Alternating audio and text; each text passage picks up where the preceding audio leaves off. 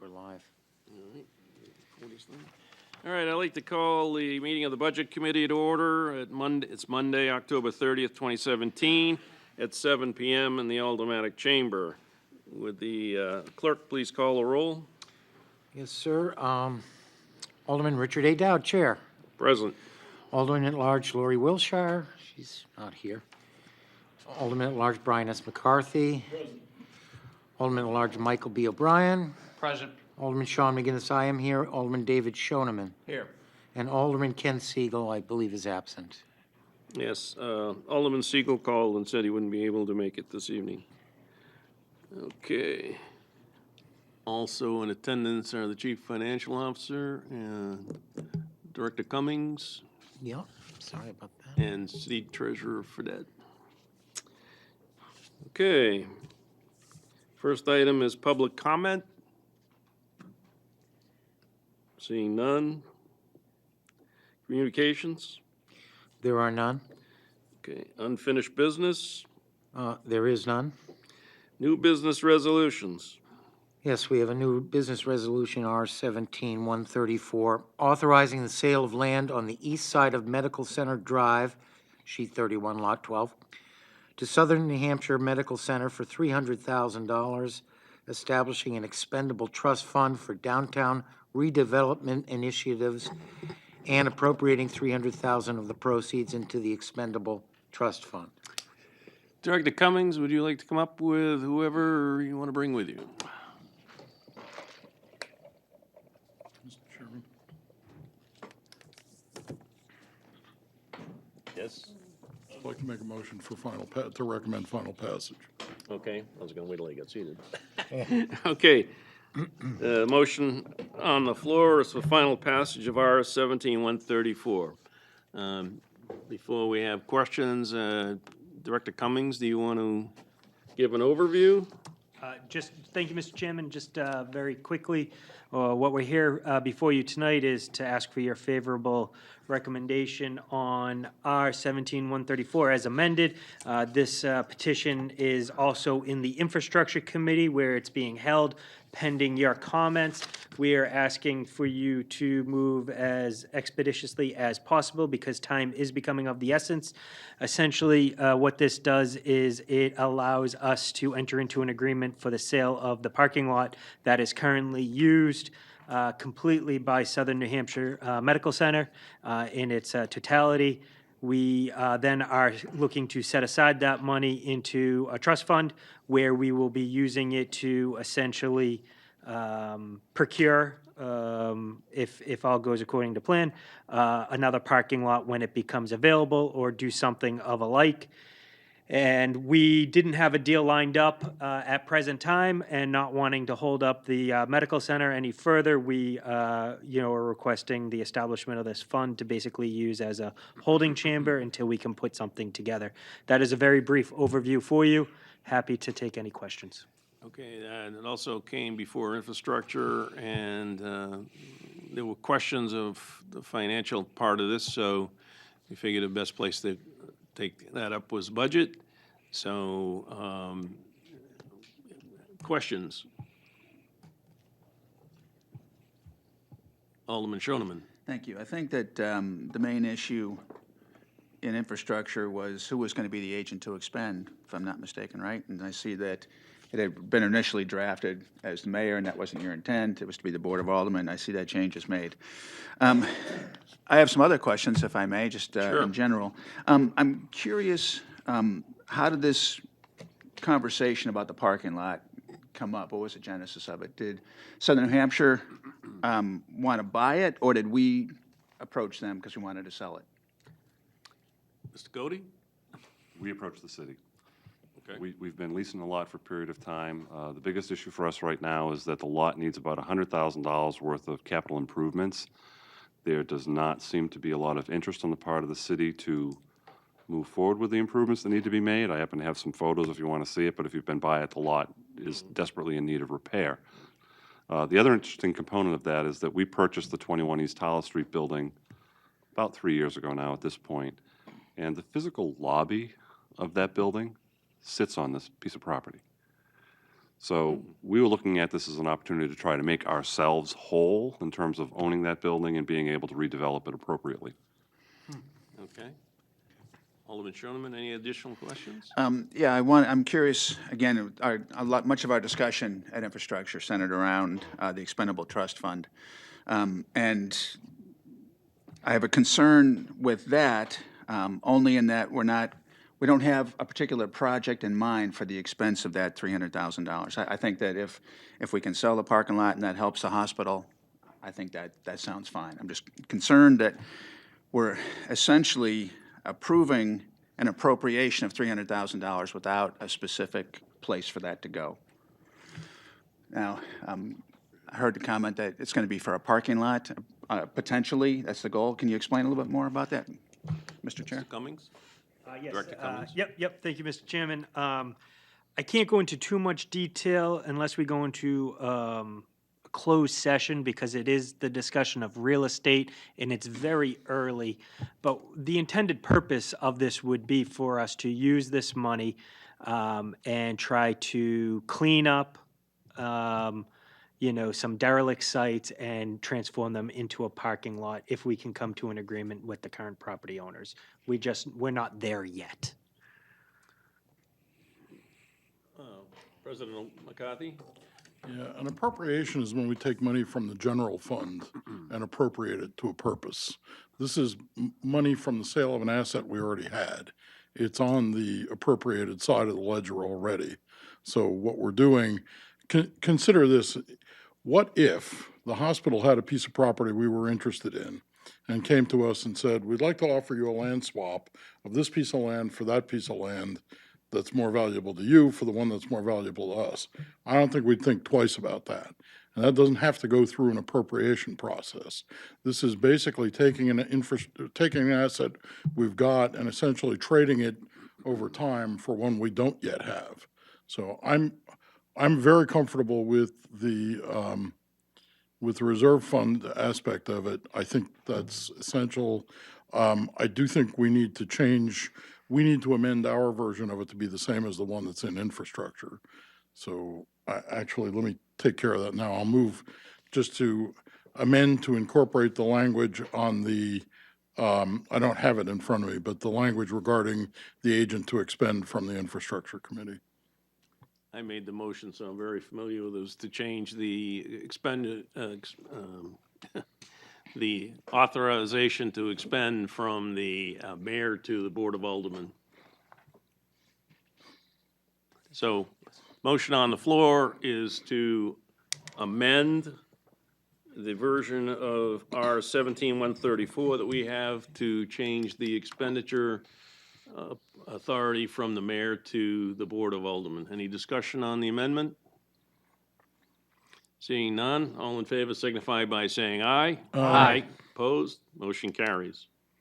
Did you want to follow up anything?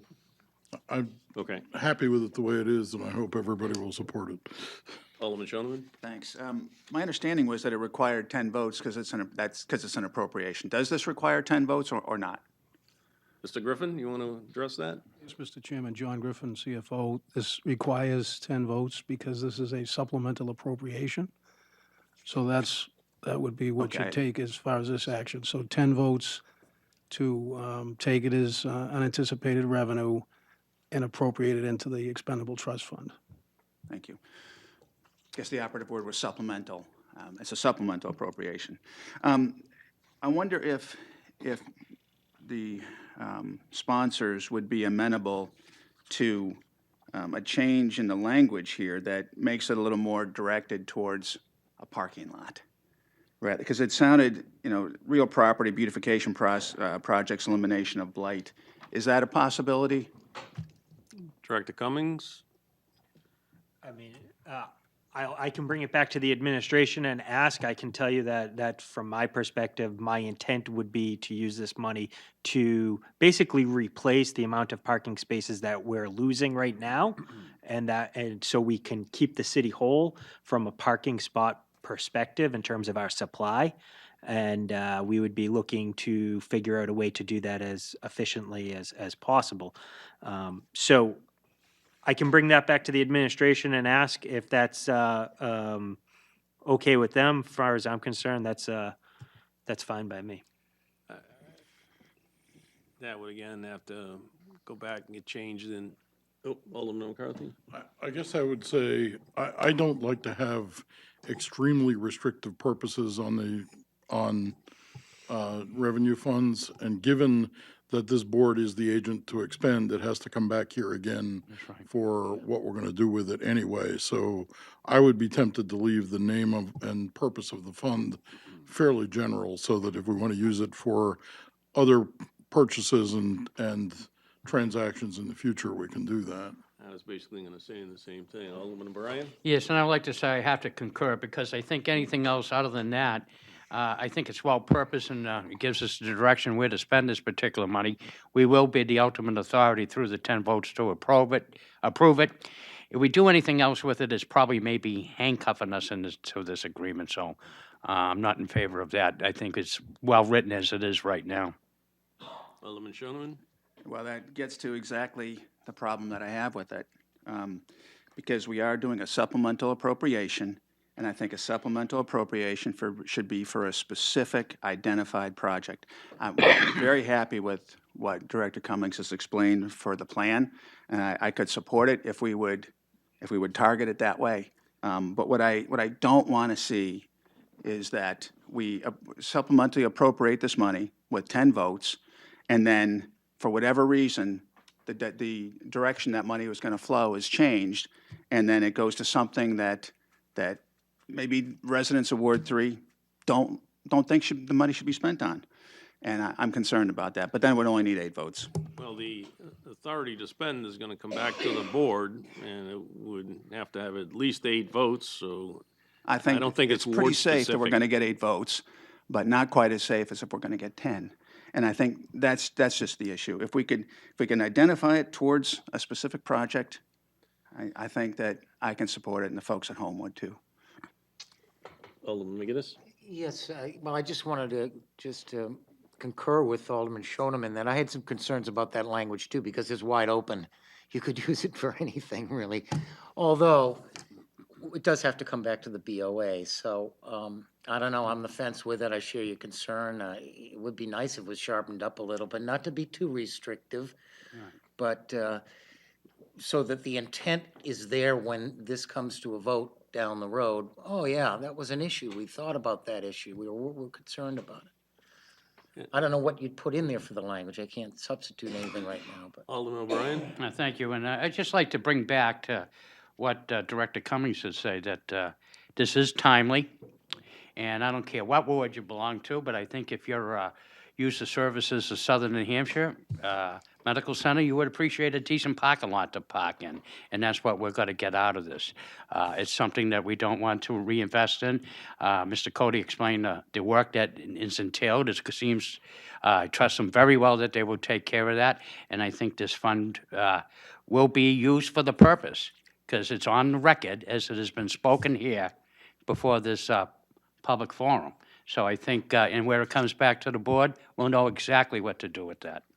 Director Cummings? Thank you. So just following up on Alderman O'Brien's point, my intention is very clear. My comments are a matter of public record. I will commit to you that I will bring it forward to you just as I described. And all I'm asking for is a little time to put that together, and just a little trust in me that I will execute as I've articulated. And I think it's timely in that also, as was explained by Mr. Cody, the lobby is on this property, and I think that we owe it to the hospital to move this forward. It's pretty well safeguarded in that the money will be in a trust, and it will have to come back here for expenditure. And we have commitment from the director that it's going to be used for additional parking, so I'm fine with the way it is. Alderman Shoneman? I trust Director Cummings. Thank you. I like him, respect him, and trust him. But a board communicates by votes and by resolutions, and the language of the resolution does not say that. And I fully support helping out the hospital. And if we would separate this entirely and have just the sale with the money going to general fund, I'd certainly approve that. But without specifying in some form what Director Cummings has laid out, I just don't feel comfortable with it. Mr. Griffin, could you explain the complications if it went into the general fund? Yes, certainly, Mr. Chairman, if we sold the property to the hospital, the money would come in a revenue account, unanticipated revenue, and if no further action was taken, it would lapse to surplus at the end of the year. Alderman Schoenman? And if further action was taken, like a resolution to buy and to repair and to fix up another parking lot, that could be further action, right? And that Correct. would require, it'd be a supplemental appropriation, which would take 10 votes at that time. Correct. And I gladly support that at that time. Alderman McGinnis? Well, I just want to share my concern. I don't know if I'm really comfortable supporting it the way it's worded. But I'm all for selling the property to the hospital. I think it's a great idea. Your lobby's on there. It works. You know, everything about this is fine. Alderman McCarthy? The other point that should be understood is if it's important what fiscal year we do it in because of its implications to the budget cap. That's right. If we wait until we have another project, we may well do it in a year where to take money we got from the sale of a parking lot and buy another parking lot takes an override of the spending cap. That's right. And I'm not sure we want to get into that. Alderman Schoenman? And that is another 10-vote item. And I support what you want to do here. I just want it to be a little tighter, that's all. Question, Mr. Cody, do you intend acting on this fairly quickly before the winter, or not that it makes any difference? I'm just curious. Yeah, at this point, we're just going to have to make some repairs and plan for it for the spring. But, you know, I can tell you Director Cummings has been putting up with me for the past 8 or 9 months where I've been on him about trying to get this concluded before our fiscal year ended, which didn't happen, but we're pushing to try to get that done now. So my concern is every time we make a change, it's gonna have to go back to another budget committee, and then it's gonna have to go back to the infrastructure committee, and then it's gonna get delayed going to the board of aldermen. We're gonna be into next year before this gets resolved. I think it's fine the way it is, and I think we need to act on it, but it'll be up to the vote of this committee. Any additional questions? No? So, all in favor of R 17-134, please indicate by saying aye. Aye. Opposed? Nay. It passes. Thank you. Thank you. Have a good evening. Anything?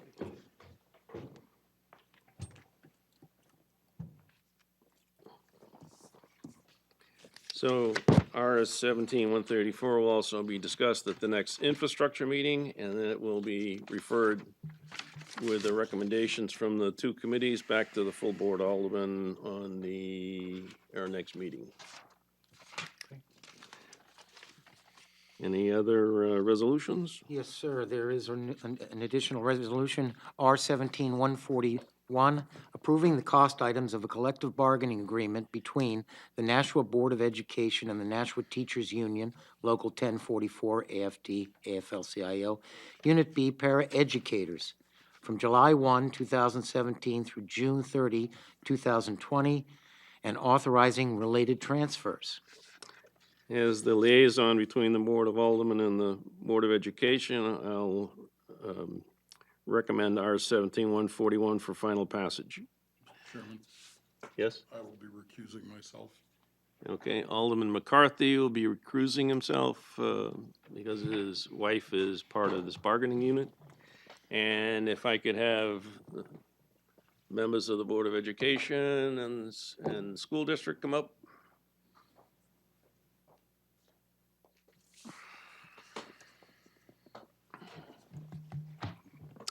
Please introduce yourselves for the record.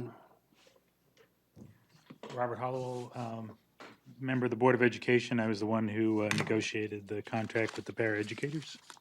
I'm Daniel Donovan, the Chief Operating Officer for the school district. Thank you very much.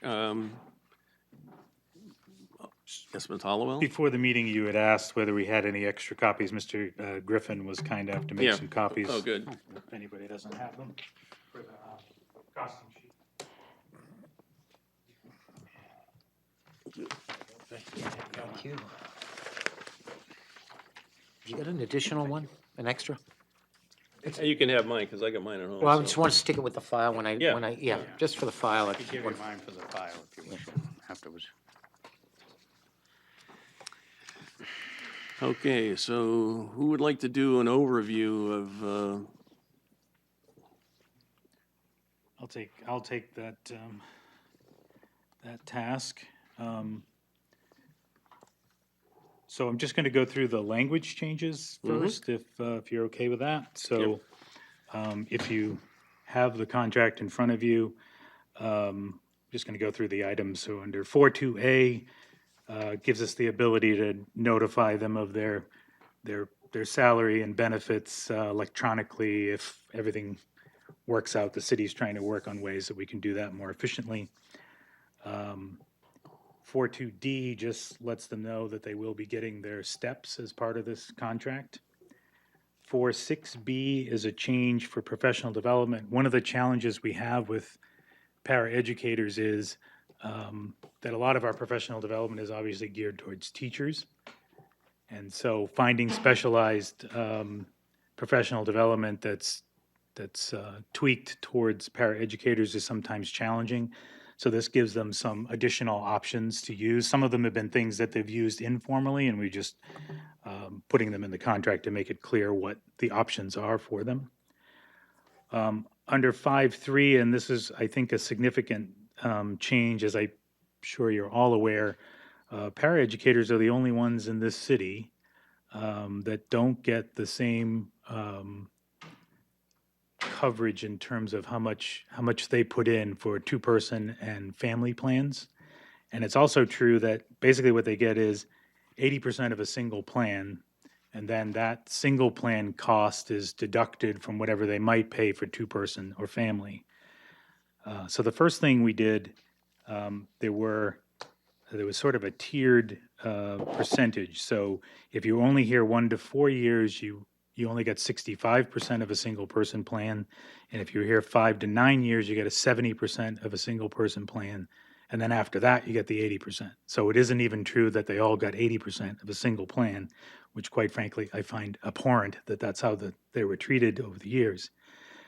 So the first thing in the first year is that everyone, whether you've just started or whether you've been here 20 years, gets 80% of a single plan, and that's any single plan in the district. And we'll go into the costing of that, which is really not that significant. And then in the last year of the contract, for the two-person and the family Anthem high deductible, we implement a cap on that plan. And so what that effectively does, and that cap stays the same in perpetuity. And so while it's still not perfect because it's basically matching what they get now, eventually with inflation of healthcare costs, because that cap would stay the same, they would at least be on a path to get to the point where they would be 80% coverage by the city. And it helps the city in the sense that one of the challenges is if we changed it tomorrow, we might have significantly more paras. Like right now, we only have about 100, about a third of the paras take healthcare of any kind, whether it be single person or two-person or family plan. If we were to change it tomorrow, we may end up with 300 paras now taking healthcare, and that's a significant cost to the city. So the idea is to phase it in over a period of time. Now that may change in the next contract, but at least in the third year of this contract, it sets a cap so that they're on a path to make that happen in a reasonable way for the city in order for the city to be able to take on that cost. There's a clause in there that the wording might be a little funny, but the idea is where we have a cap, eventually that cap would be less than 20% of the coverage, and if it ever gets to that point, which would take many years, then it's capped at 20%, right? So they don't get more than the 80/20 that employees get now. Under 7.5, last year, we had a situation where we had so many snow days that the state actually gave us a waiver, and we ended up in sort of this odd situation trying to decide which staff, some staff in their contracts had something that covered the fact that they get paid for a certain number of days, doesn't matter whether we actually have those days of school, and some don't. And so this was a clause put in here to make it so that if the paraeducators ended up in that situation again, that they would get paid, which is what the Board of Education decided to do for their contract anyway, to make them whole. Under 7.7, Section 2, we often use paraeducators as substitute teachers. So basically, we might take an instructional para that could be moved up during a day and use them as a substitute. That's a challenge. Finding substitutes has been a challenge for us, so we often have to go to paraeducators. Or sometimes have to go to paraeducators. So there's a slight increase in the daily rate that we pay them, and it also changes the way that it gets paid so that we don't end up in a situation where they might be used an hour in the morning, an hour in the afternoon, and they may not get paid at all for that service. So under Section 8.10, Section 5, limiting transfers during the school year. So sort of a continuity issue when you're dealing with special education students who have a hard time dealing with change. The paraeducators, I think, made a significant concession here in allowing us to limit those during the school year. So you could change at the end of a year or the beginning of a year, but not in the middle of the year. And then under Appendix B are the salary schedules, and then that's really the costing sheet. So I can just switch to that. So I think you all have the costing sheet in front of you. So in terms of salaries, the base salary increase in each year of this contract is 2.6%. You'll see a change on line 10 where it says 3.5 for the first year. And that is because in the previous contract, paras were given an additional holiday. So I think they still have the fewest number of holidays that are given in the district, but they are closer to being on parity. And so that cost is actually a cost that was already factored into our budget. And so that's why it's shown on a different line in terms of salary. So that then you see the holiday, the MLK Day, the 42,884. That's the additional cost there for the benefit that was given in the previous contract. Going down to insurance costs. Did we break out, Mr. Donovan, the cost of the 65, going from 65 to 80%? Yeah, we estimated that. You'll see it in, on line 35 there where we dropped right now it's about 30% is the amount that they've been paying towards the plan, so we estimated it would drop to 25%. That's just an estimate. I mean, the key to that is how many people are going to take the coverage. Right now, it's about 25% of the staff that has any kind of medical coverage.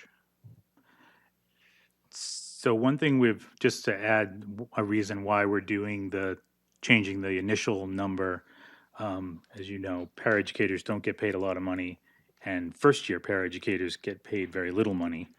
And so we were finding that when we were trying to hire paras, we would sort of get to the process, they'd get to HR, and HR would describe their benefits, and they'd find out that they could only get 65% of a single plan covered, and then that eats up a significant amount of their pay, and people would say, well, forget it, I can't afford to be a para here, right? So it's going to help us recruit new paras.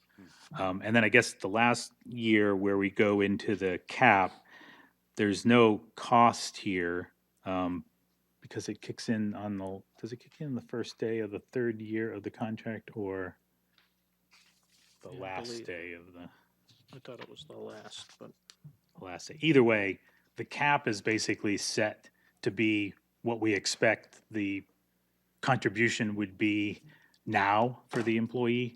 And so there's no cost, right? The cost comes in the next year, whatever the inflation rate is for healthcare, and then whatever small amount of staff might decide, oh, now I can afford. And just one other side note, we actually have paraeducators in this district that pay the city to work here.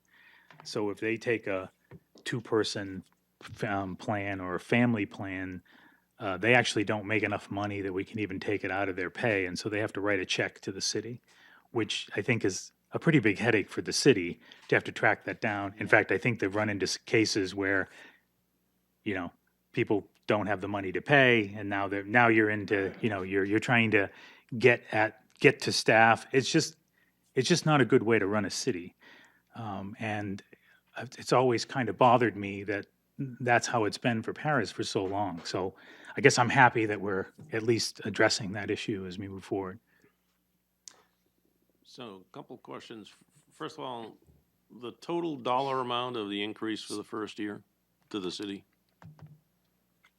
the increase in pay is 3.5%. No, I mean, the total dollars, Oh, total dollars, yeah, and the pay, 265,000. 265, and And just 178,000 of that is in a reserve in the operating budget. okay. Okay. And the other question is, some number of paras are required in order for us to qualify for federal requirements. Is that about 20% of our paras? Don't we have, We're we required to have have. to have paras to meet certain, Oh, most of our paras, it's a lot more than 20% are required to meet the Disabilities Act, yes. oh, Probably closer to about 85% of the paras are there just for those students. and- If we have an IEP for a student that requires a para, we're required to have a para, right? So, Yep. and that's a significant, like, as you just said, it's about 80 or Yeah, and that's 85% been of the time. increasing every year. And the other aspect of that is the paras don't have an easy job. Anybody that went into the schools and saw the work that the paras have to do for this amount of money would feel a lot of compassion for the paras. Other questions? Alderman O'Brien. I would just like to thank Mr. Hallowell for a very fair summation of what the para contract is all about and everything. I'm very happy to say that this is going to be the first time I'll be able to vote for a para contract, seeing my wife has just recently retired. But as you so eloquently explained, I could not do it before because of conflict of interest, and unfortunately Alderman McCarthy, whose wife is also a para, cannot do it for a conflict of interest. It's interesting to note and well explained how there isn't really any financial gains when you really are married to a para, because a lot of these people do it for the love of the students that they are working with. A lot of these children are very much special needs. My wife in particular worked in the preschool environment. I think she toilet trained half a generation of children. And that's yeoman's duty, and that's what these people do every single year. Cold and flu season, guess what came home too from school? But the thing is the important work that these women and men do that are in this type of field, seeing special needs students. I mean, it could not work, our current education system, with inclusion if it wasn't for the para. They're the integral part here, and it's so sad, in my opinion now that I can speak on it, that the city hasn't really fairly, and I think this is a big step forward, and I congratulate you, and I'm got to support this because I think this is a step in the right direction to bring one of our lowest groups right up to give them a fair deal to offer, and I compliment you on bringing that forward. Thank you, sir. Other questions? Alderman Schoneman? Yes, thank you, Mr. Chairman. I just have a question about the question you asked. I thought you were asking what is the annual total increase, and I think the number that was given was the annual salary increase. Is that correct? Were you asking the total? I thought the total in the first year, a dollar change in the first year, if I see it correctly down, just for clarification, down on line 43, it looks like $498,505. Is that correct? That's correct. That's correct, yes. Okay, and the number I think you gave was the line 9 number, which is the base pay number. And I thought you were asking total, and I saw a base pay answer. I just wanted to make sure that, Okay. it was, Yes, and just one of the, for people watching and clarification, how many paras do we have? 423. Alderman Shoneman? thanks. That's 423 total, so there's some mix of part-time and full-time in that number? Most of them are full-time. Most of but, them are full-time. Yeah, that's a head count. Then down on line 46, if I may, Mr. Chairman, we have the average annual total compensation package. In fiscal 18, then it says $23,383. That's, if we were to calculate for an actual FTE, kind of take those part-timers and put them onto full-time, it wouldn't change that number very much, you're saying? No, not at all. Okay. I want to concur with the comments that were made earlier that we get a tremendous amount of value out of these folks. I want to thank you for explaining that line 35. That's really the only question I had. I saw that, the percentage was going a different direction than I think the city is typically trying to go. That makes sense. But I think that we do get a lot. They do a tremendous amount of work. And as Alderman O'Brien said, they do it for the love of the kids. And I think that's a wonderful thing to see. And, it's frankly a more powerful motivator than money. It really is. And that's why I think we get so much for them, because they do a lot for a little, and they do it out of love for those kids. And frankly, it's a rare find. It's a rare find. And I think we find it in the paras. And I'm grateful for it. I've always supported the para contracts because they do a lot for little. The city gets tremendous amount of value from these folks. Frankly, the whole school should be staffed. These should be the folks who run the schools, not taking anything away from Mr. Donovan. But these should be the folks who staff all the classrooms and fully staff the classrooms, because they're the ones who are doing it, and they're doing it for love. And I appreciate it. I support it. Thanks. Okay. Mr. Hollowell? Clarify one more thing. So as you may recall, when the teacher's contract came before you, there was this situation where some of the teachers were on a different step than where they should have been. So one of the other things done in this contract in that first year, part of that cost is to make sure that everybody's on the correct step. Now, we had to do some things to steps to make it so that was manageable in terms of cost, right? But I think, or at least I hope for boards to come, like it or not, giving steps is the best thing we can do, because I think when we hold those back, there's a perception that we've done. Even if the money all turns out to be the same, it just kind of messes with the whole way that, at least in terms of education, how people move up in a ladder, right? So I think in both cases, both the para contract and any contract that we have, trying to get steps to a number that we think we can give every year, regardless of what the cap is an important thing for us to be working towards, right? So that in this case, I think these are very manageable steps, and in the future, we should be able to do that first and then worry about, is there an increase for cost of living or as we move forward. Any other questions? Seeing none, the motion on the floor is for recommending final passage to the full board of R-17-141. All in favor signify by saying aye. Aye. Opposed? Motion carries. Thank you, gentlemen. Thank you, gentlemen. Now you can go back to your other meeting. Yeah.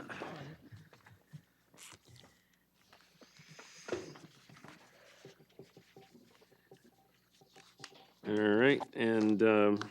Chairman, yes. we have another resolution. Yes, we do. We have Resolution R-17-142, authorizing a one-time stipend to Board of Public Works Retirement System retirees, as requested by the Board of Public Works Retirement System Board of Trustees. Okay, do I hear a motion? I would like to make a motion for final passage of R 17-142. Okay, the motion on the floor is to recommend final passage of R 17-142. And let the record show that Treasurer Fredette has joined us. And I will give you an opportunity to explain. Well, if I may, Oh. first stepped in, I would like to personally introduce this bill because as we. Okay? And am I allowed to, are you ready, Mr. Chairman? Yes? Yes, Go thank ahead. you. Okay, thank you. When I got appointed to the Board of Public Works as far as the pension board there, I quickly noticed that since the city had last entered into a COLA, and that's a cost of living increase with the employees, the beneficiaries of the pension system, was 20 years. And we do have some people who have retired and have been out for quite a while. And when you're into a defined benefit program, what happen is you pay the flat rate. And as time goes on, inflation increases and you're still at that flat rate. And what happens is you begin to lose a lot of your spending power. So the way the industry tries to adjust that is they come up with basically COLAs. Unfortunately, we cannot afford a COLA at this particular time in looking at it. Some of the recommendations that we have from our financial advisors of RBC, the Royal Bank of Canada, and the actuarial of Hooker and Holcomb, they said right now our pension system is approximately 83% funded, and that's pretty good numbers for an organization such as this. It seems like under the direction of Mr. Fredette, who I will allow to speak in a few seconds, but through his hard work and the members of Mr. Anderson and other trustees of the board, they have done a fine job in making sure that this pension fund grows. But keeping the weather eye on the people who have been out there for a while, we quickly notice that there's, as with some pension systems, time goes on.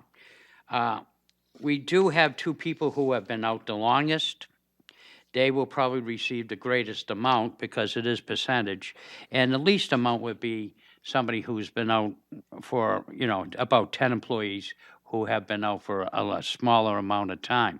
So this is going to have a fair reaching across the spectrum to all the retired pensioners, that each one's going to get a little something to try to do it. It's going to be a one-time check.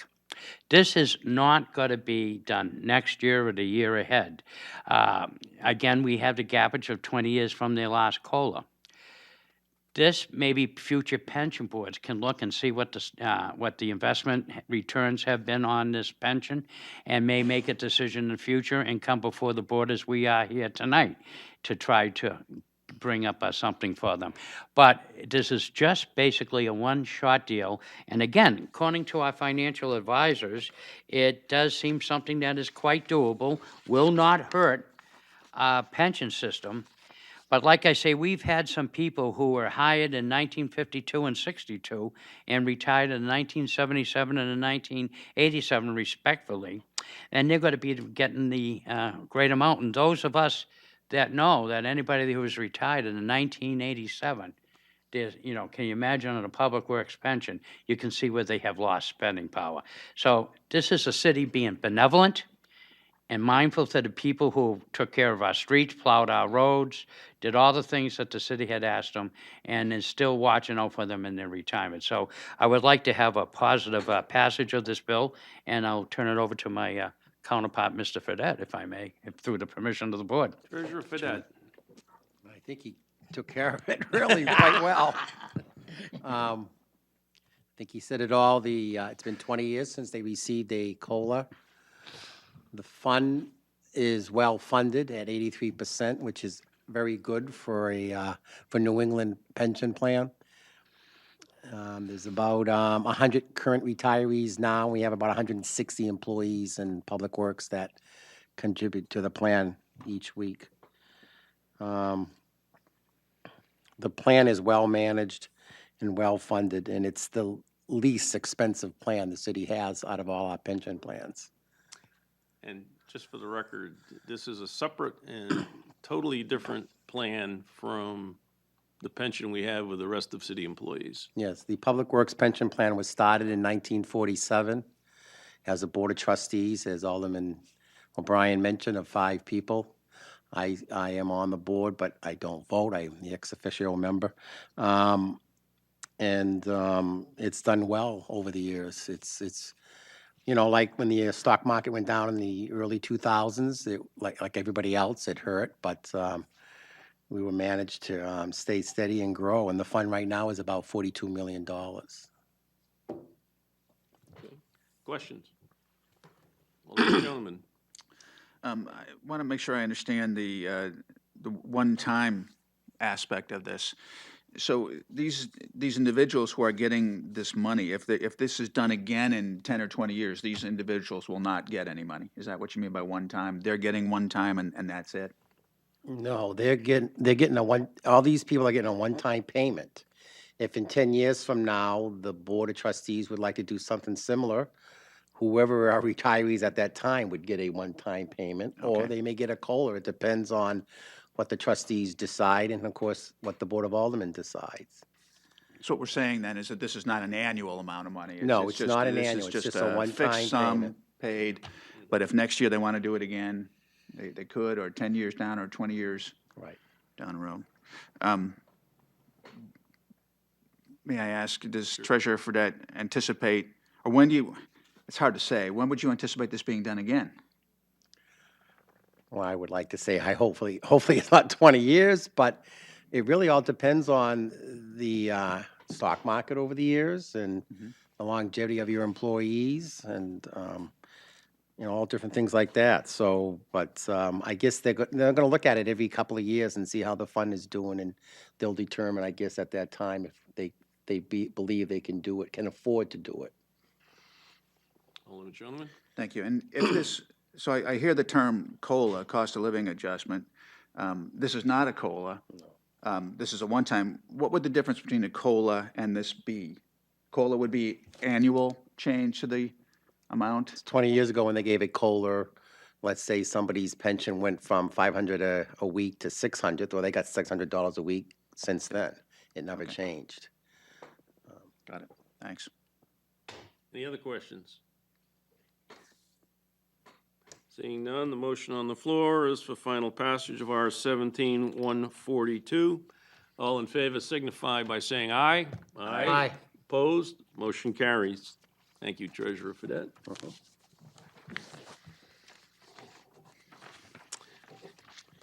Okay, new business ordinances. There are none. There are none. I don't think we're going to take anything from the table tonight. General discussion. Seeing none. Public comment. No. None. Remarks by Alderman.